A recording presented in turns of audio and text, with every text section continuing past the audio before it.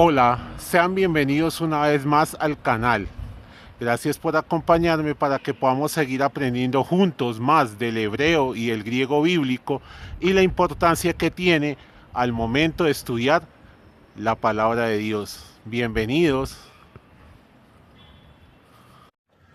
Hola, así es, sean bienvenidos una vez más aquí al canal para que juntos podamos seguir aprendiendo más acerca, en este caso, del griego bíblico.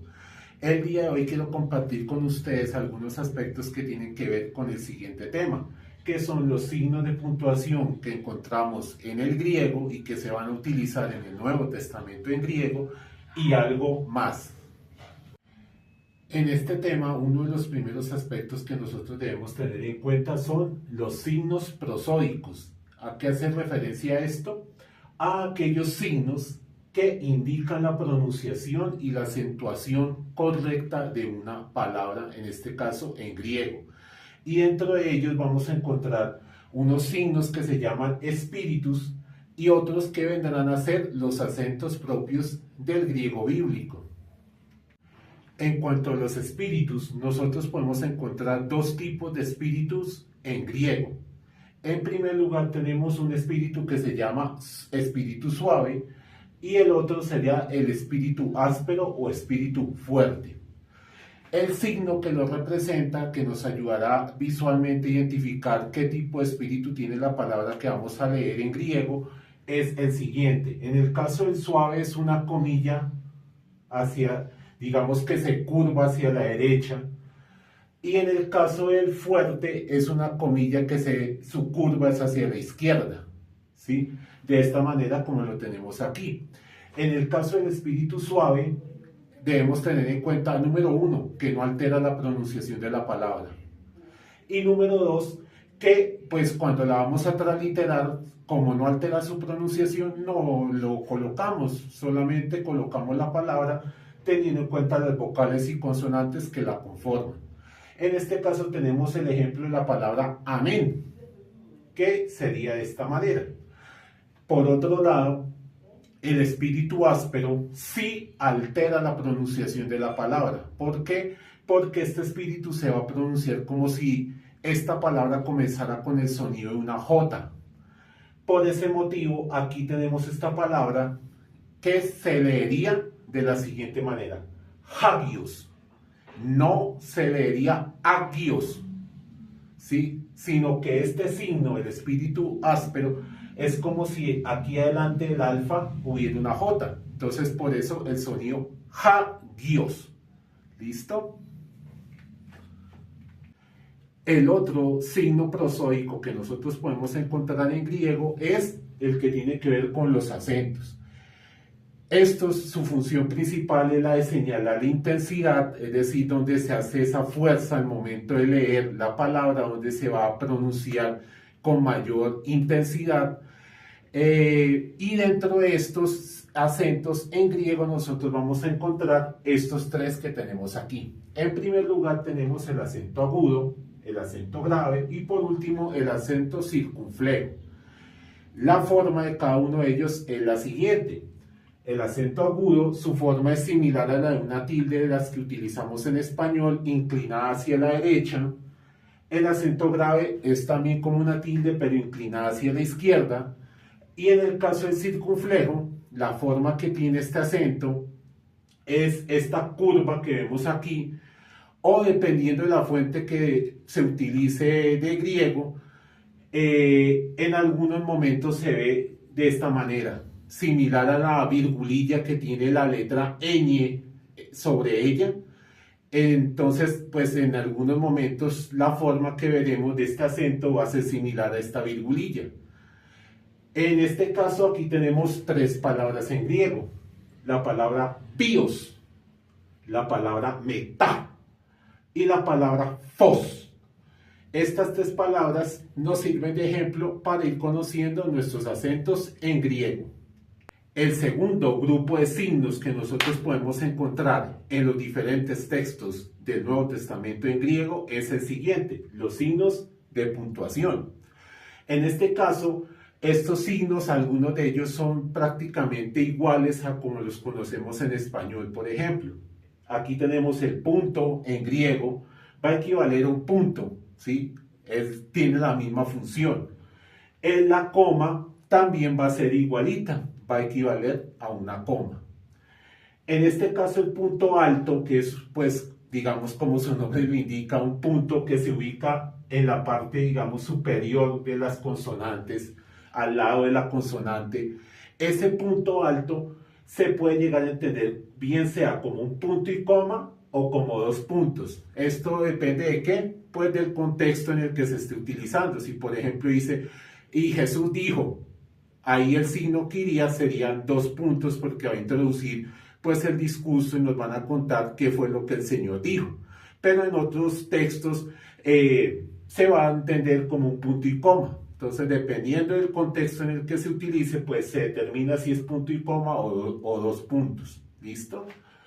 Y el punto y coma equivale al signo de interrogación.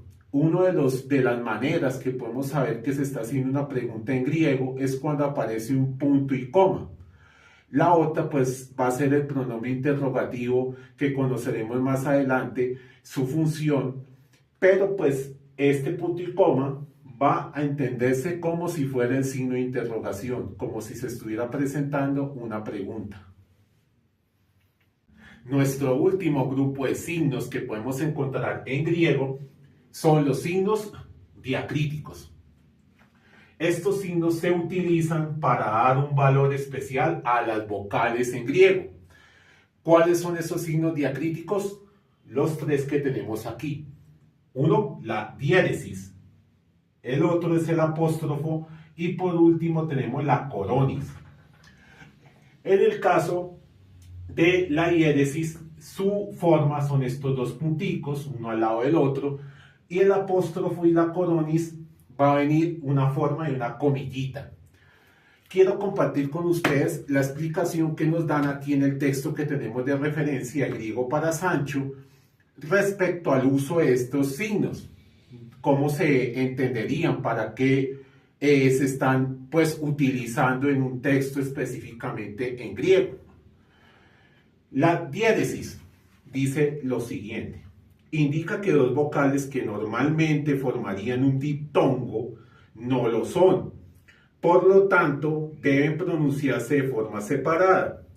Se coloca sobre la segunda vocal y este signo se usa pocas veces, no es tan común como los otros. Aquí la diéresis, ¿dónde está? Sobre la iota. En esta parte los dos punticos están sobre esta vocal.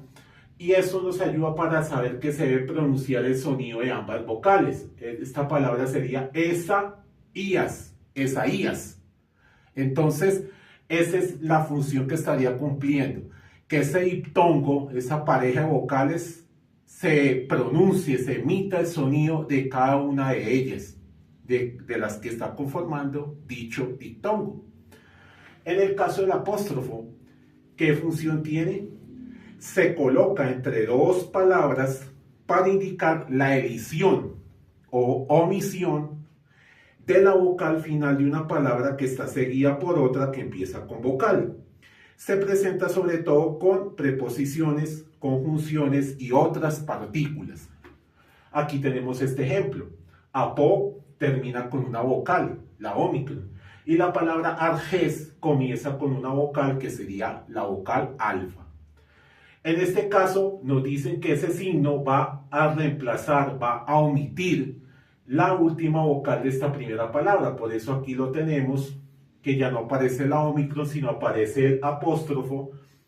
Y la otra palabra sí mantiene su forma tal cual como estaba.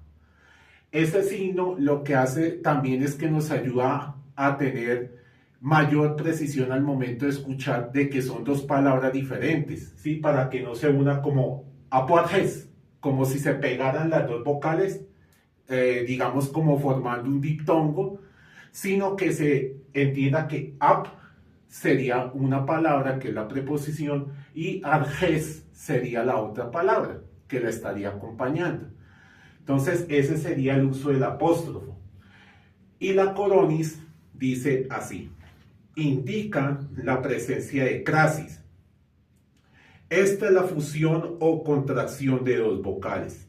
la final, esta, y la inicial de la otra palabra, formando así una nueva palabra. Se coloca sobre la contracción. La coronis no debe confundirse con el espíritu suave, ya que nunca está al principio de una palabra. Aquí tenemos el ejemplo con la palabra kai y la palabra ego. En este caso, tanto kai termina con una vocal, como ego pues también comienza con una vocal. Aquí lo que hace este signo de la coronis es que une, combina, contrae esas dos vocales y da, digamos, origen a una palabra nueva que quedaría de esta manera, la palabra cagó. Entonces, ese es, digamos, ese uso que va a tener este signo diacrítico. Como lo mencionaban aquí, no se debe confundir este signo con el espíritu suave. ¿Por qué? Porque el espíritu suave normalmente va, uno, acompañando a vocales, pero esa vocal tiene que ser la primera de la palabra en griego. O en el caso de que sea un diptongo, el que comienza la palabra en griego, estaría en la segunda vocal del diptongo. Podría ser de esa manera. Pero aquí, pues en este caso, como no tenemos una palabra que esté comenzando con vocal, sino que estaría con la consonante capa, pues no se debería confundir con ese signo que mencionamos hace un instante. ¿Listo? Entonces, estos son esos signos diacríticos, ejemplo de cómo los podemos identificar en un texto y la función que están cumpliendo. ¿Listo? Ya para ir terminando, quiero compartirles el y algo más, que les mencionaba al principio de los signos de puntuación en griego, y algo adicional que les quería compartir. Una de esas cosas es lo que tiene que ver con los diptongos que podemos encontrar en griego. Una cosa que debemos de tener en cuenta es que un diptongo pues es una pareja de vocales que va una al lado de la otra, y estos son diptongos que podemos encontrar en nuestros textos bíblicos en griego. Diptongos que pues básicamente la mayoría de ellos se va a pronunciar pues como si leyéramos cada una de las vocales que lo conforman. Por ejemplo, este sería ay, ei, oi, ui, au, eu. ¿Sí? Suenan las dos vocales, a excepción de este que tenemos aquí en otro color. El diptongo que está conformado por la vocal omicron y la vocal y, es decir, por la o y la u, no va a sonar ou, sino suena solamente como si fuera una vocal u, así como lo pueden apreciar aquí. En este caso he colocado un ejemplo para poder ilustrar esa parte. Tenemos aquí este nombre, el nombre del Señor Jesucristo, que sería Jesús Cristo, no Jesús Cristo, no, sino que se va a leer este diptongo como si fuera una vocal U, Jesús Cristo. Ese es uno de los aspectos que debemos de tener en cuenta en este tema de los diptongos. El único que va a tener esa variación es este último que les mencionaba. Los demás serán tal cual como lo encontramos aquí en esta tabla. Ya para ir terminando, la ñapa que quiero compartirles el día de hoy en esta clase tiene que ver con la lectura de la consonante gamma. Esta consonante que suena normalmente como una G, tiene algunos momentos en los que no va a sonar como G, sino que más bien va a sonar como una ni, es decir, como una N. ¿En qué casos va a suceder esto? Cuando hay una gama junto a otra gama, cuando hay una gama al lado de una capa, o cuando hay una gama al lado de una consonante G. En esos casos va a cambiar su pronunciación, su sonido, ¿sí? Va a ser ahora como una N. Por eso esta palabra se lee ángelos, ¿sí? Esta gama que tenemos aquí sonaría como una N, ángelos. Esta se leería anquira, anquira, y esta se leería en Heyo, en Heyo. En estos tres casos, la gama va a cambiar su sonido, la vamos a pronunciar de una manera diferente. En los demás casos, ya sea que esté la gama sola o esté acompañada al lado de cualquier otra consonante, una teta, una tau, una delta o cualquier consonante del alfabeto, no va a pasar, no va a suceder nada, no va a pasar, su sonido seguirá siendo el de una G. Pero en estos tres casos específicos, sonará como una ni. Una vez más, gracias por acompañarme en un espacio más para que podamos seguir aprendiendo juntos, en este caso, aspectos relacionados con el griego bíblico. Espero que les sea de mucho provecho en su camino de aprendizaje y nos vemos en una próxima oportunidad. No siendo más, les doy las gracias por su compañía. Los invito a que se suscriban al canal, que dejen sus comentarios y compartan este contenido con otras personas que consideren que lo pueden aprovechar de la mejor manera. Muchas gracias a todos y que Dios los bendiga.